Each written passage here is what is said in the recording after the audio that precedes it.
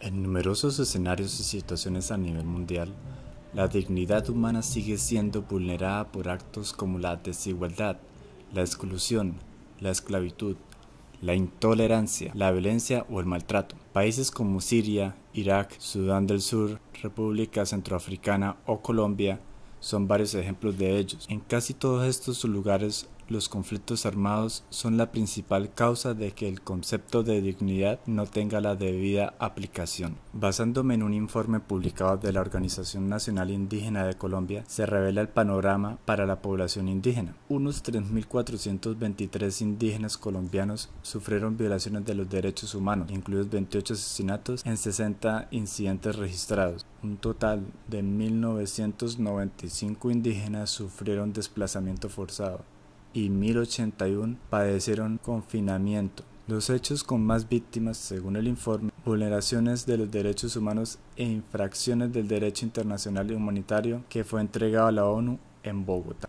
En los casos de confinamiento, el informe de la ONIC subraya el caso de 912 indígenas de la tribu Eperara Sipidara que no pueden abandonar una zona rural del municipio de Timbiquí, sureste del departamento del Cauca. La comunidad tuvo que concentrarse en el sitio de encuentro del resguardo y tomar medidas de autoprotección que incluyen la suspensión de actividades productivas y la jornada escolar ante la presencia de personas encapuchadas y armadas en sus tierras. 168 indígenas en Vera Catío fueron obligados a abandonar sus tierras en el oeste tras ser amenazados de muerte por miembros de las FARC, que exigieron a la comunidad una boca de mina, puesto que esa es una zona de yacimientos de oro. Ante la negativa de la comunidad de entregar esa boca de mina, los aborígenes no solo sufrieron desplazamiento, sino que además su líder fue declarado objetivo militar. Además, 28 indígenas fueron asesinados después de un pico de amenazas contra ellos que proceden esencialmente de las bandas criminales nacidas tras la desmovilización de las paramilitares Autodefensas Unidas de Colombia. Asimismo, han sufrido 2 bombardeos, un asalto y una persona ha sido desaparecida.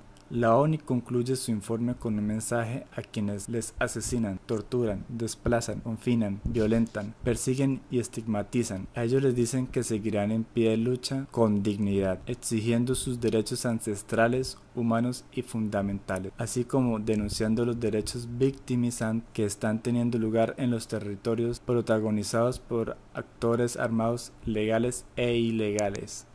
El representante en Colombia del Alto Comisionado de Naciones Unidas para los Derechos Humanos, Todd Howland, manifestó que había una discriminación y alineación de los pueblos indígenas que se solventó parcialmente con la Constitución de 1991 y concluye que después de tantos años no hay una reglamentación de sus derechos y eso es lo que está creando varias de sus dificultades.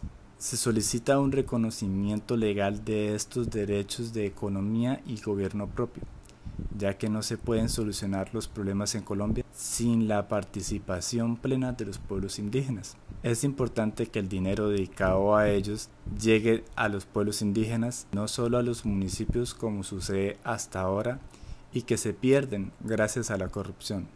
Hay que llegar al nivel de respeto de otros países también en consulta previa, una herramienta para decidir algunos elementos de gobierno en los territorios donde habitan.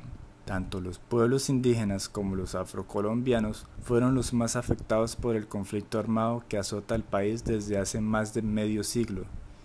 La organización Autoridades Indígenas de Colombia manifiesta un alto grado de impunidad que tienen los violadores de derechos humanos a los pueblos nativos en el país. En varios casos se observa que no hay una política de Estado que esté empeñada en investigar, en dar claridad a los casos de violación a derechos humanos. Se ha multiplicado el riesgo de exterminio de muchas comunidades indígenas. En Colombia existe un conflicto armado intensificado que genera grandes perjuicios para la población civil y ambas partes, tanto la guerrilla como el Estado, han vulnerado gravemente el derecho internacional humanitario. Además, el Estado colombiano es responsable por las violaciones al derecho internacional de los derechos humanos. La cuestión que no ha sido asumida con claridad, y más preocupante aún, que no lo sea para el Comité Internacional de Cruz Roja, es lo pertinente al papel que han tenido históricamente los grupos paramilitares y que se mantienen. Y este punto es crucial ya que nos indica el sentido de lo que se ha hecho con su negociación y lo que sigue siendo el presente con sus nuevas modalidades de control social, político y económico en el actual proceso de consolidación de la paz.